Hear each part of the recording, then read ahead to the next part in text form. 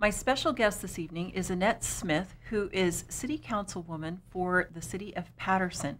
And she's here to give us some breaking news that's been happening with the grand jury, with the mayor, and hopefully we'll have a little bit of insight about that park that is all hush-hush over there in Paterson.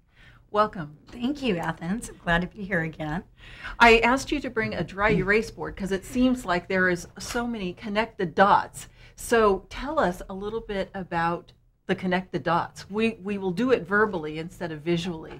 What is going on over in Paterson? Well, right now there is a lot going on over in Paterson. I'd love to start on a positive note. As many of your viewers have probably noticed, in the last couple of days, there has been a media frenzy surrounding a project that we have dubbed Project X.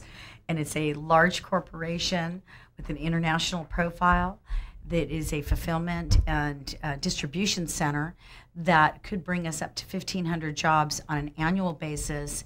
And then during their seasonal times, those numbers could increase over 2,000. Now, I heard some scuttlebutt last night that it was Walmart. I will not confirm or deny. There's so many different names. It's hilarious.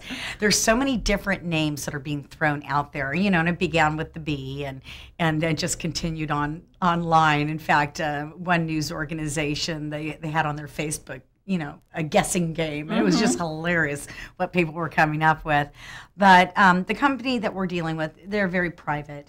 They want to keep their name under wraps until the negotiations have been completed and all the paperwork has been signed. They plan on going on 121 acres in what's called West Ridge Business Park. And that is it's in the western section of our city towards our business park, Keystone, where we have a Kohl's distribution, CVS distribution, and also Granger. Now, is this going to be specifically for a distribution center?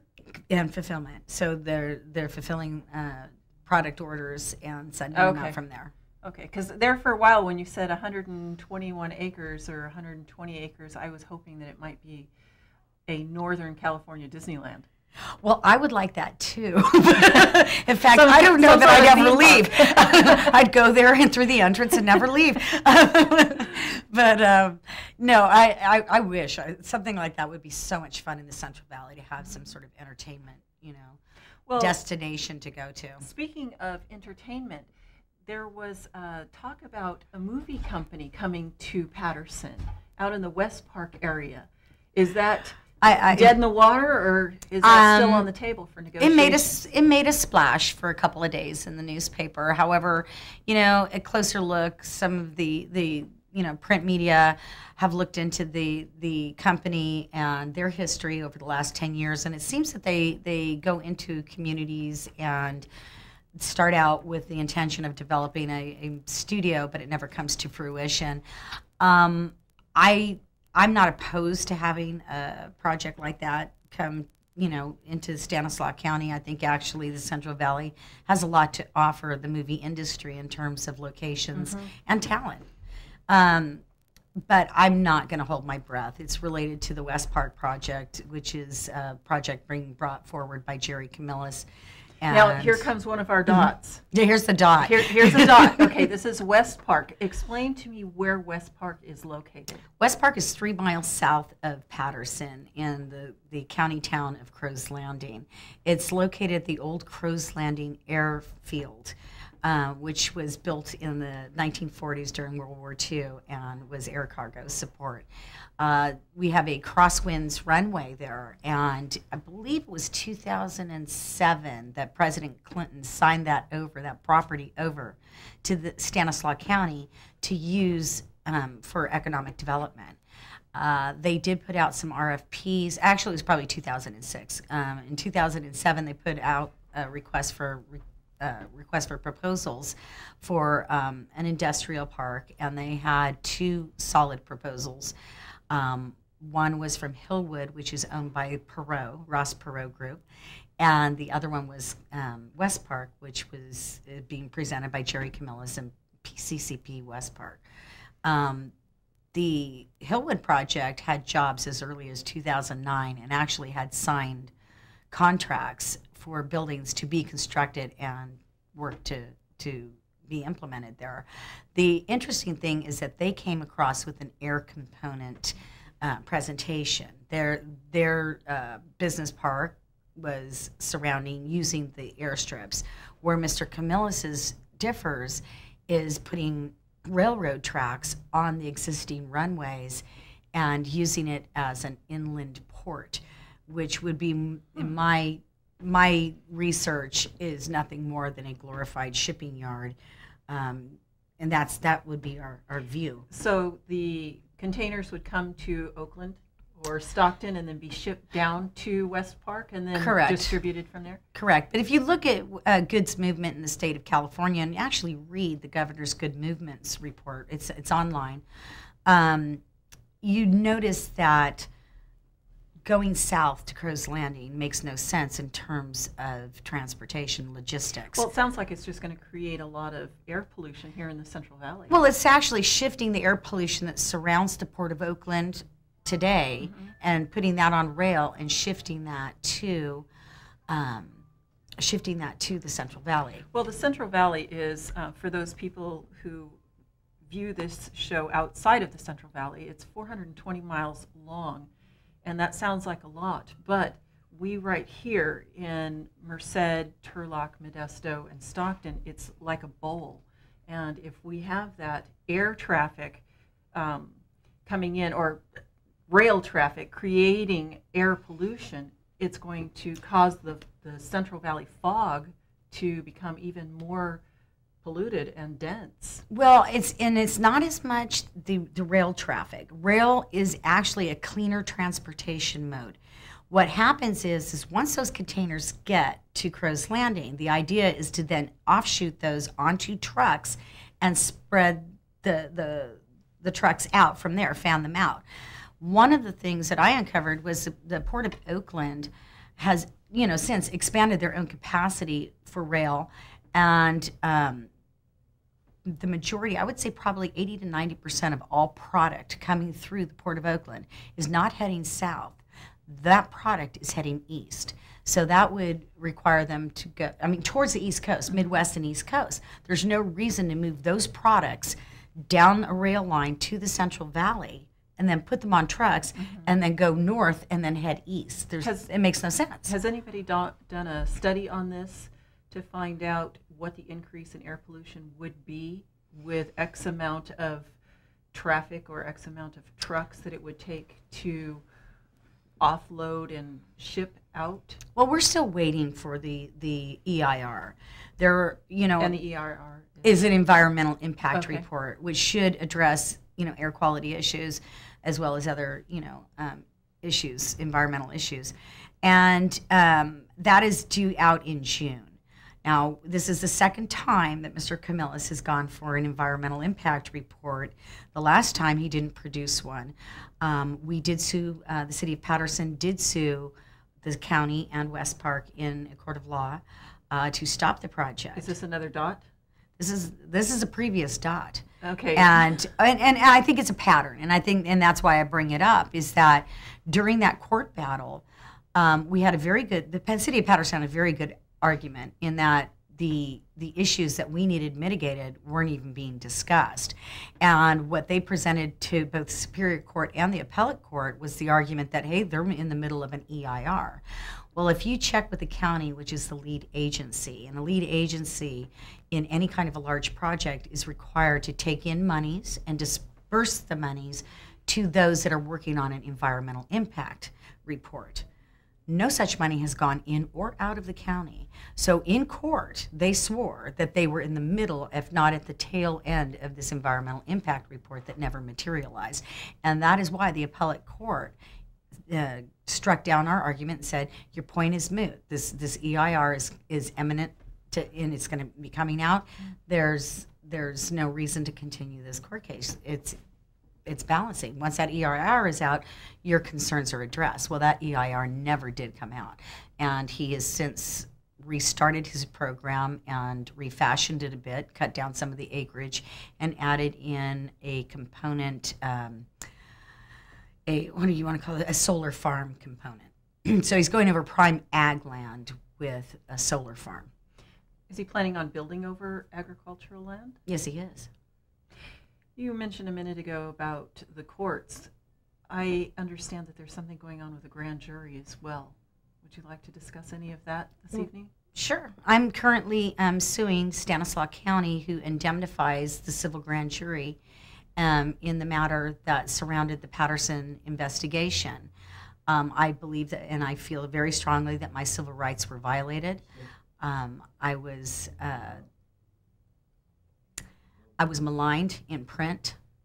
Was this with the Patterson irrigator?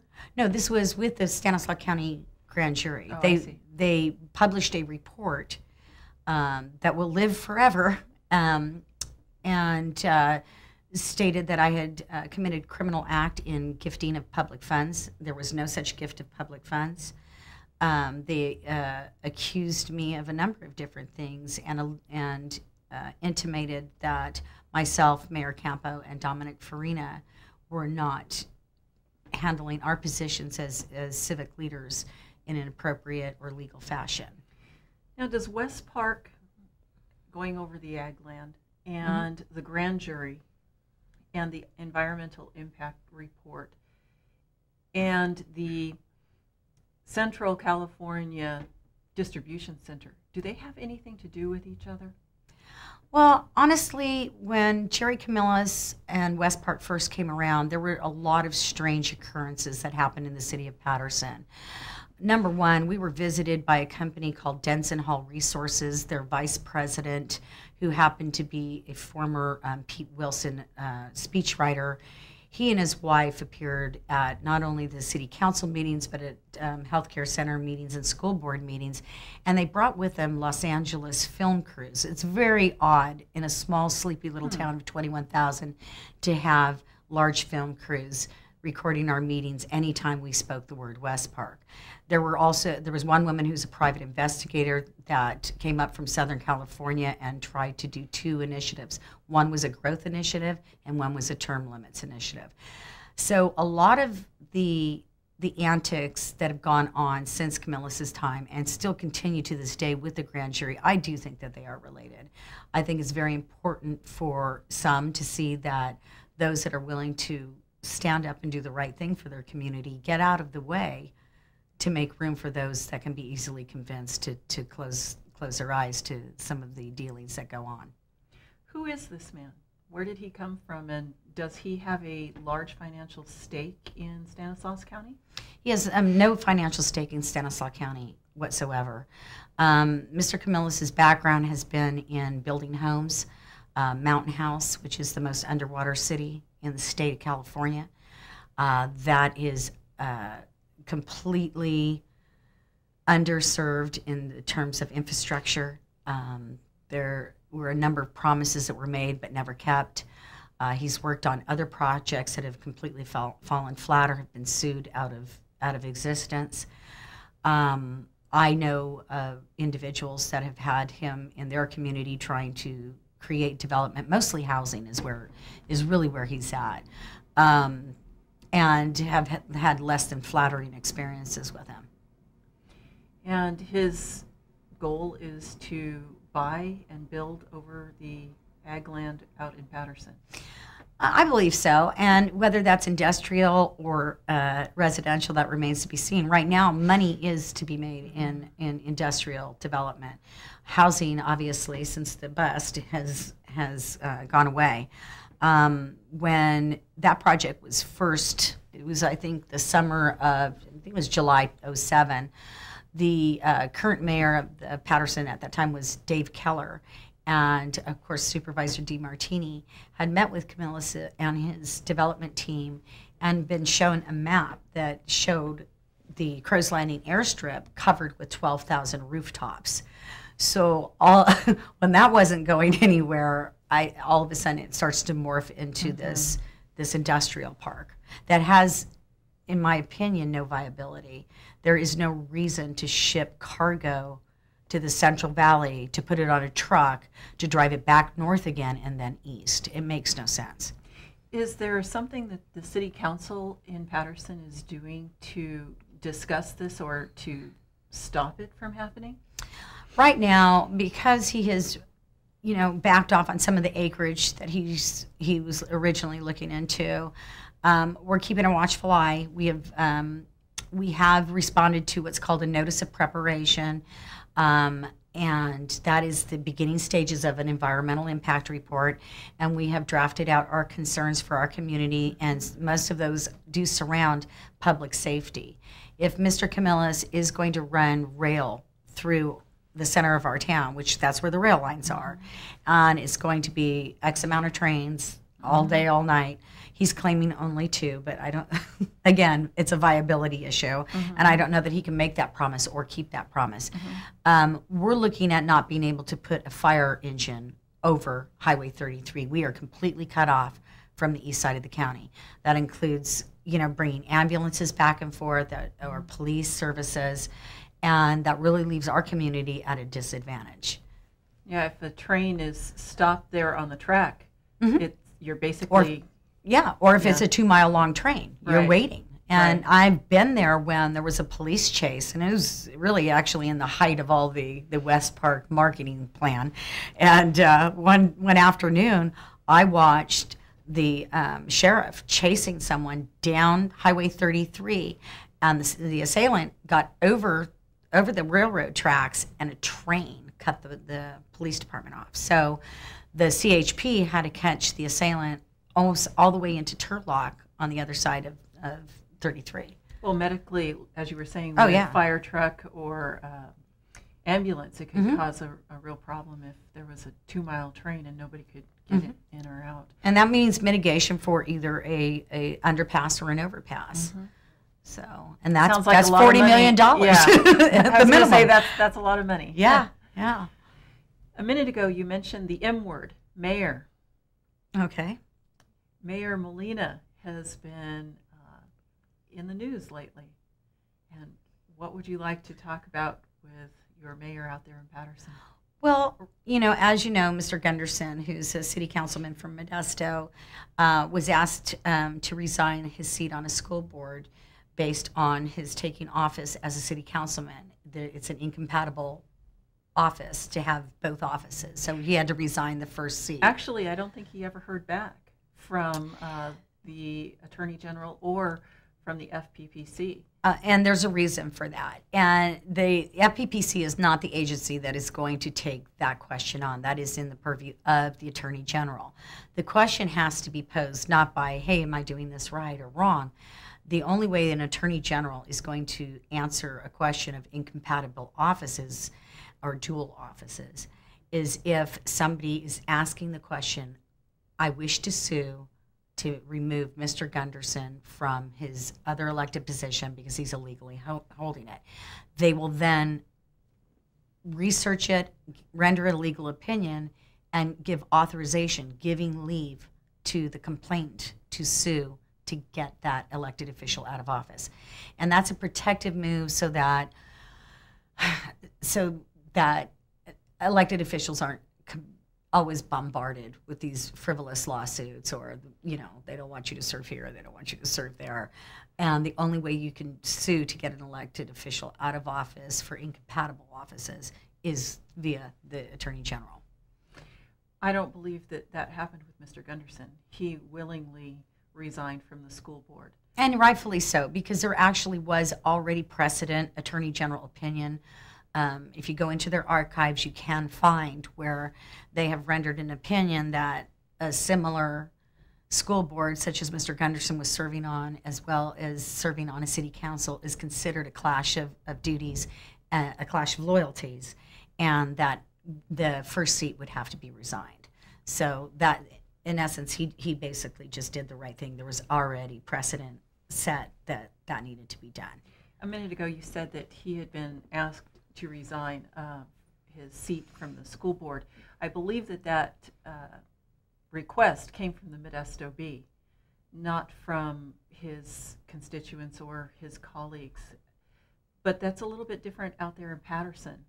It is a little bit different. During Mr. Gunderson's trials, it was he spoke to it himself that he felt very picked on in the sense that you have Mayor Molina from Patterson serving on the Stanislaus County Board of Education, and you don't see him resigning the seat. And then there was another gentleman who was serving on a water board, I believe.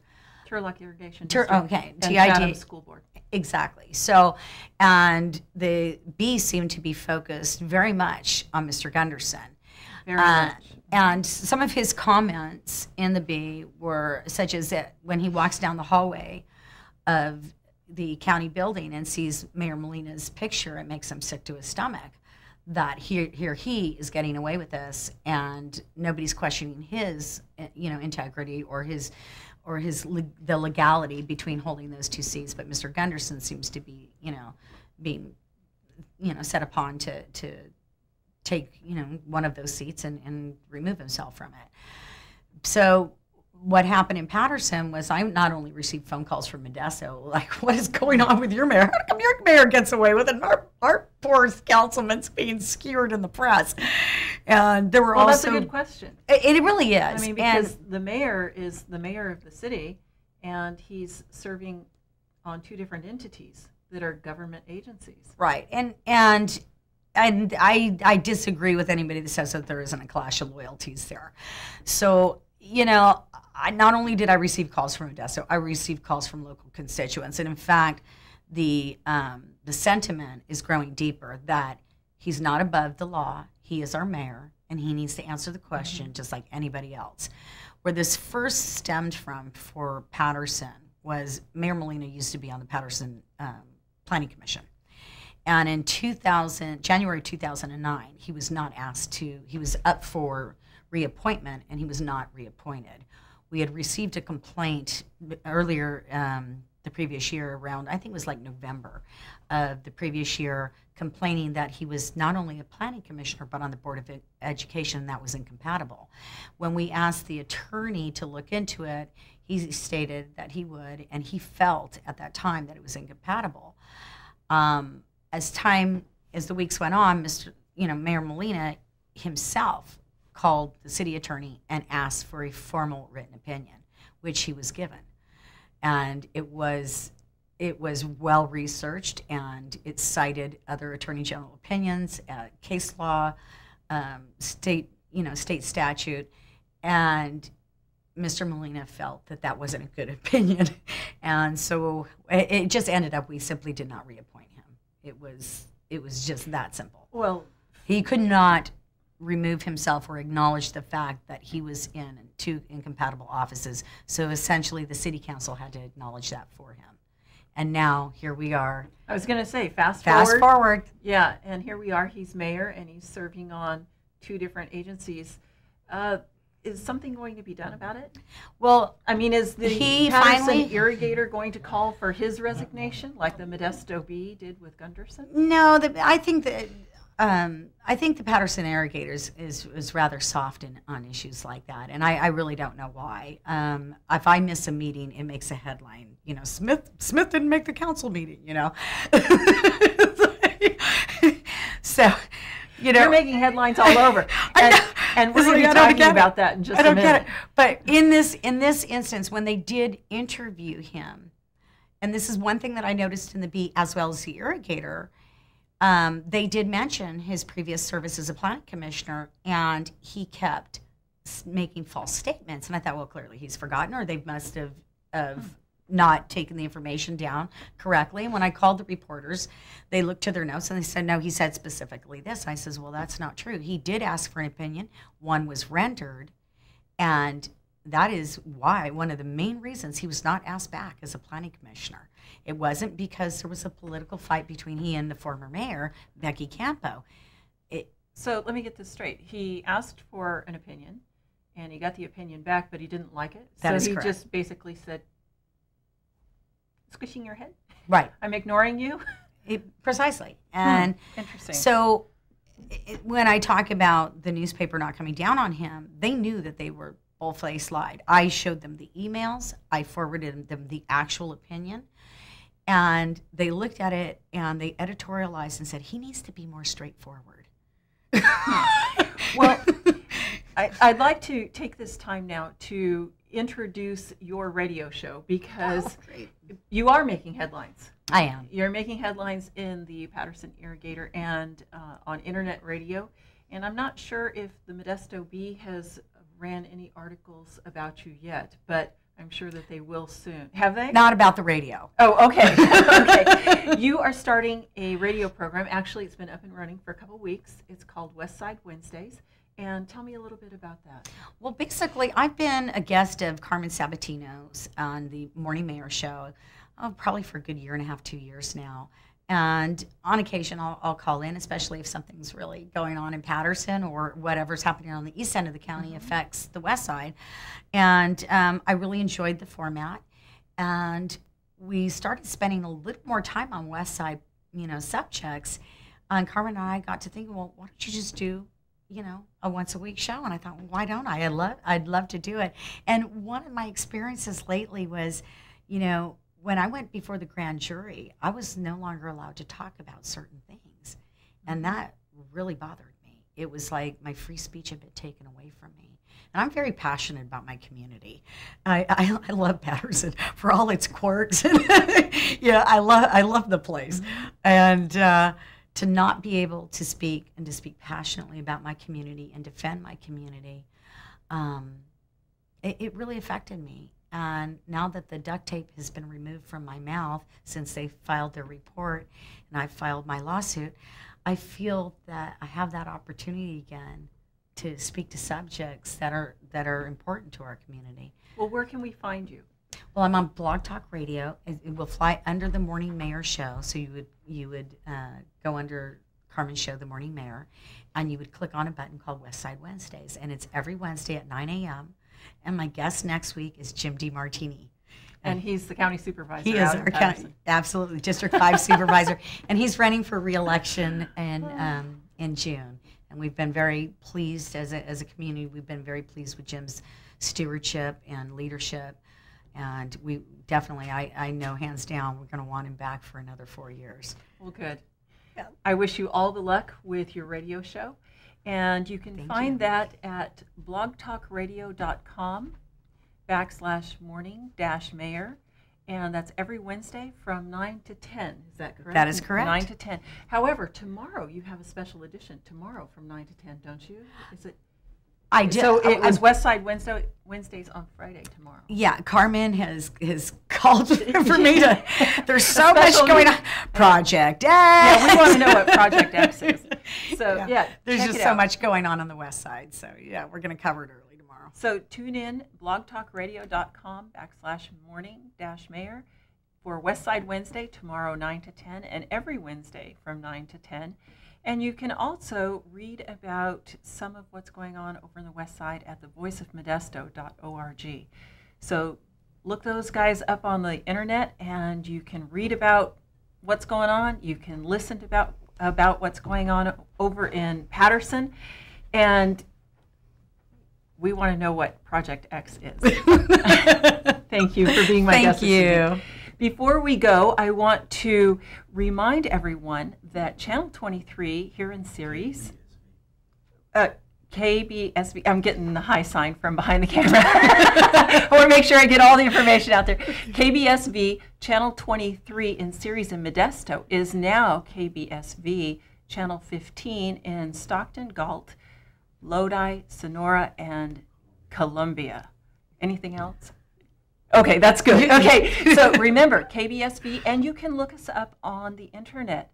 You can Google KBSV Channel 23 or the Assyrian Cultural Center, and you can find links to this program and to their main website. I suggest that you do that because not only do they have shows here every night of the week, they broadcast 24 hours a day, and they have numerous activities throughout the year.